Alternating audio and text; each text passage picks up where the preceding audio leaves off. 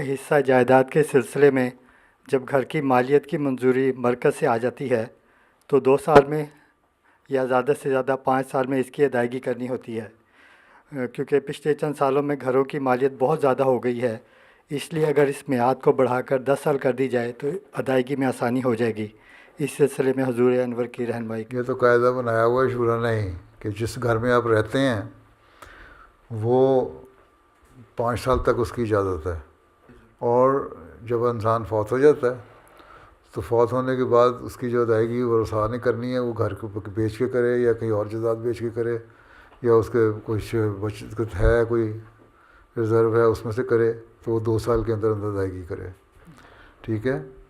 باقی قیمتیں تو بڑھ گئی ہیں، 10 سال میں اگر بڑھ گئی ہیں تو اکثر گھروں کے مارگیج ہی ہیں نا، اس میں آپ مارگیج ادا کرتے ہیں، ساتھ رسید بھی ادا کر دیا کریں، تھوڑی سی آسانی ہوتی جائے گی، ساتھ سے اتر جائے گا۔ اس نے تو کہا تھا میں اپنی جائیداد دیتا ہوں، اس نے یہ تو نہیں کہا تھا کہ اگر میری جائیداد کے بعد پیسے بچے، میری بیوی بچے دے سکے تو دوں گا، تو جائیداد دیتا ہوں، یہ تو اس کی کمٹمنٹ ہے، تو اس جائیداد کو بیچ کے اتنا حصہ دیتے ہیں۔ بینک کا اگر آپ لے رہے ہیں مارگیج اور وہ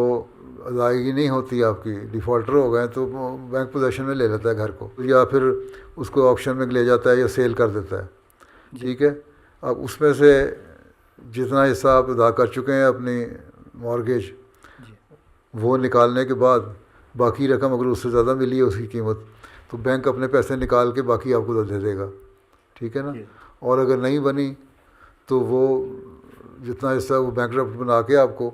اپنا حصہ بینک لے لے گا اور گھر آپ کے ہاتھ سے چلا جائے گا، ٹھیک ہے۔ تو اس لیے کہا جاتا ہے آسانی کی سہولت یہی ہے کہ جتنی آپ مارگیج دیتے جاتے ہیں اتنا حصہ آپ کی ملکیت آتا جاتا ہے۔ اگر اس کی امانتاً آپ رقم جمع کراتے جائیں، ان کو بتا دیں کہ یہ مارگیج میں دے رہا ہوں، یہ میری ملکیت ہے، اس کو شمار کرتے جاؤ، تو جو آپ 5 سال میں دیں، 10 سال میں دیں، آپ کی شمار ہو جائے گی۔ تشخیص شروع میں کرا لیں، اگر اس طرح آپ دے رہے ہیں تو جتنی مارگیج دیتے جائیں گے وہ اس کو ہر سال لمبا چلا جائے گا، وہ آپ کی شمار ہوتی جائے گی، آپ قرارداد میں نوٹ کرا دیں، یہ ہو سکتا ہے،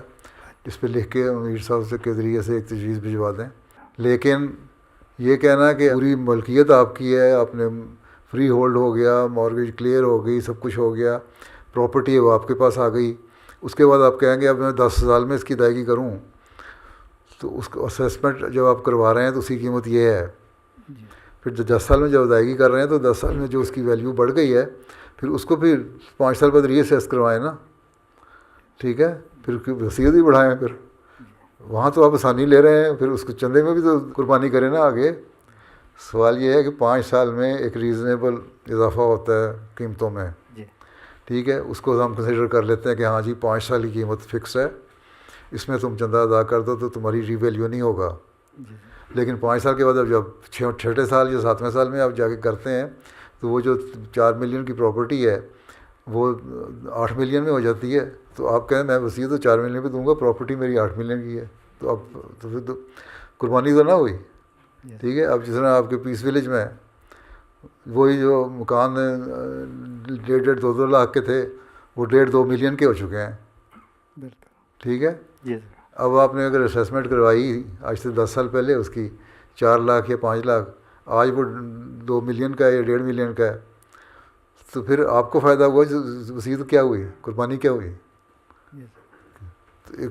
اس پیریڈ کو دیکھنا ہوتا ہے کہ کتنے میں اس کی ویلیو قائم رہتی ہے، اس لیے 5 سال کا عرصہ رکھا ہے۔ 5 سال ایک سہولت ہے، باوجود اس کے کہ 5 سال میں بھی اس کی ویلیو بڑھ گئی ہے، لیکن آپ کو یہ سہولت دی جا سکتی ہے کہ آپ ٹھیک ہے 5 سال پہلے جو قیمت تھی اسی پر وصیت دے دیں، ٹھیک ہے۔ آپ کہتے ہیں کہ نہیں قیمت تو میری ہو جائے گی 2 ملین، لیکن وصیت میں دوں 4 لاکھ پہ، یہ تو کی قربانی کیا ہوئی، وصیت کیا ہے۔ چندہ عام ادا کرنے والے اور وصیت کرنے والے میں کوئی فرق ہونا چاہیے نا قربانی کا، جی سر۔ تو پھر اس کی زیادہ قربانی ہوئی ہے، چندہ عام ادا کر رہے ہیں، اپنی آمدن سے دے تو رہے، آپ تو دو لگا رہے ہیں۔